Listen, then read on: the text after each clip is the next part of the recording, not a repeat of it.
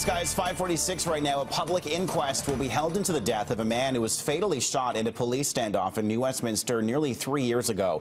Mehrdad Bayrami got into a 5-hour standoff with officers outside the Starlight Casino after getting into a fight with his ex-girlfriend.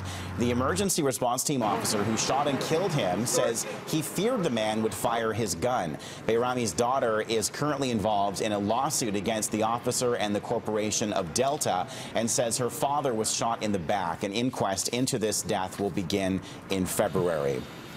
A Whistler doctor has launched a lawsuit against 2 people after an accident claimed the lives of her husband and 2 others. Back in May, a car driving along the Sea to Sky Highway slammed into 2 cyclists, killing them and a passenger in that vehicle. In a statement filed in BC Supreme Court, the wife of cyclist Ross Chafe accuses the man behind the wheel of driving drunk and the owner of the car of failing to properly maintain it.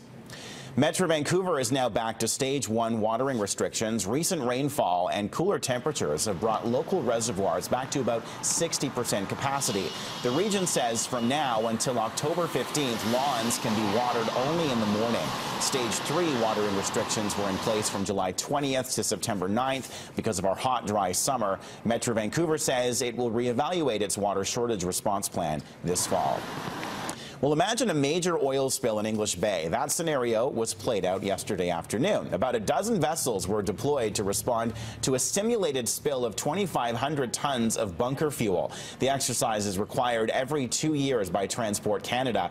Organizers say it would take 25 hours to clean up a spill of this size. Last April, of course, there was a spill in English Bay, but it was much smaller. The Marathassa was less than 3 tons, so this is significantly more in terms of the size and the equipment needed.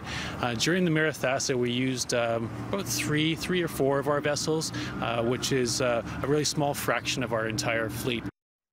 Well, you can blame the recent windy weather. Several beached sailboats remain stranded along the Vancouver harbor. Many of these boats ended up on the beach or crashed into rocks all over the city. They've been spotted everywhere from Science World along the north side of False Creek through Sunset Beach and even some near the Maritime Museum. Police are currently trying to get in touch with the owners.